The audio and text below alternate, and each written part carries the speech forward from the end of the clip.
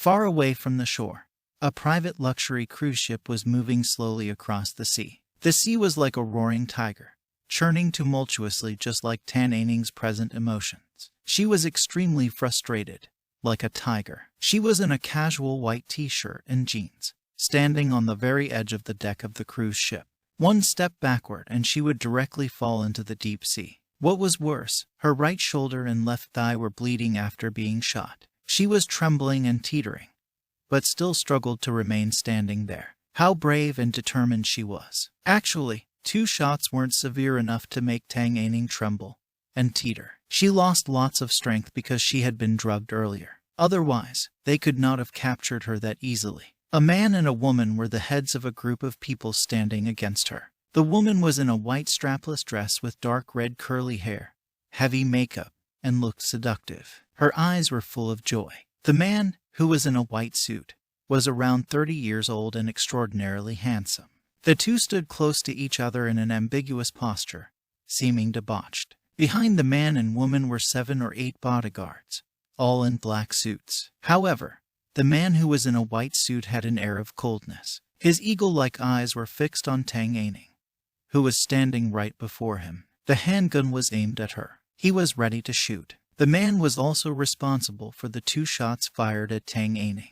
Why? Tang Aining squeezed her voice out of her teeth. Her bloodshot eyes were full of endless anger, pain, regret, and hope. She stared at the man and the woman, who looked pretty close. Why? Interesting. The woman, whose name was Tang Yaxin, snorted with laughter like she had heard a ridiculous joke. Tang Aining, you still can't see it clearly, can you? To tell you the truth, I am the person Ziyu loves from the beginning to the end, and you are merely a tool for him. That's the reason why Ziyu was unwilling to sleep with you for the last 2 years. Tang Aining choked on you. If Sai could kill people, Tang Yaxin and Kai Ziyu, who were standing in front of her, would have been chopped into pieces already. Tang Yaxin, Tang Aining's half-sister, was 2 years younger than Tang Aining. 10 years ago, due to the appearance of Tang Yaxin's mother, Tang Aining's mother had mentally broken down because of anger, encountered a car accident, and had been in a vegetative state till now. At the same time, Tang Yaxin, together with her mother, the mistress, had entered the house. As for Tang Aining, she had been dumped by her father into a dark killer organization for training, and she did many dirty deeds for the Tang family afterwards. Tang Aining was surely reluctant, but her mother was in her father's hand. As long as she dared to disobey, her mom would be killed. Although Kai Ziyu had an ordinary background, he was still outstanding. Tang Aining, who had always been clever but was deceived by that hypocritical man.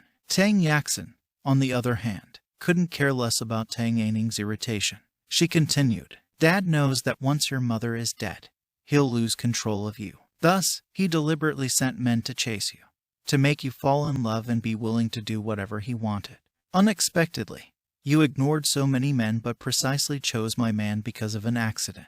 And I had to sacrifice my man to act with you for the Tang family's good. While Tang Yaxin was speaking, she wore an upset face. Even though she was pretending, she was still attractive. Kai Ziyu, who was standing beside her, said with comfort, Baby, no worries. I'll stay by your side from now on, and I'll never leave you alone at night again. Absolutely. You, no matter your body or heart, belong to me, and me only. Tang Yaxin replied in her coquettish voice, painting circles on Kai Ziyu's chest with her finger. She was flirting with him, which made the man sexually excited and distracted.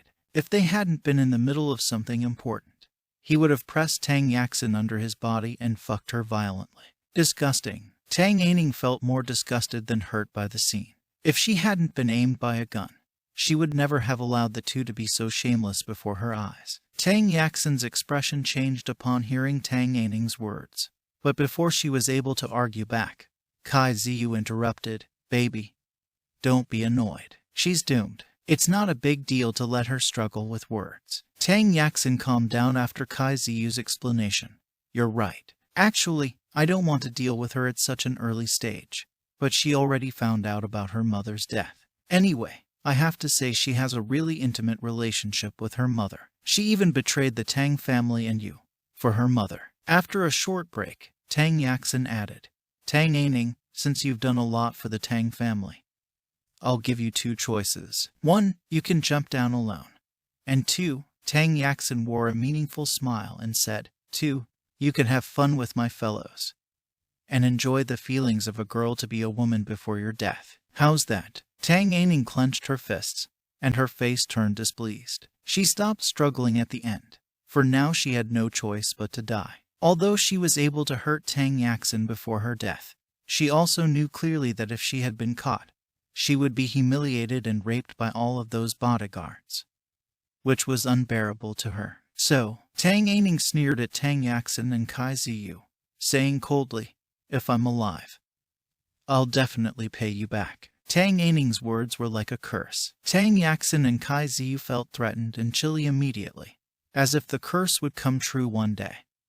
But before they could react, Tang Aining jumped into the rough sea directly. Tang Aining's body kept sinking downwards. She fell into unconsciousness gradually, but suddenly, she saw the jade pendant on her chest shine in red light, and she completely lost consciousness. City F is a third-tier city in this country. In a common patient room of the central hospital, there were 4 beds, but only the right one against the wall was occupied. On the patient's bed was a girl who was 17 or 18 years old. Her head was wrapped in gauze bandages. She was a pretty girl with beautiful features, but wore a solemn face, fixing her eyes on the news being played on the TV.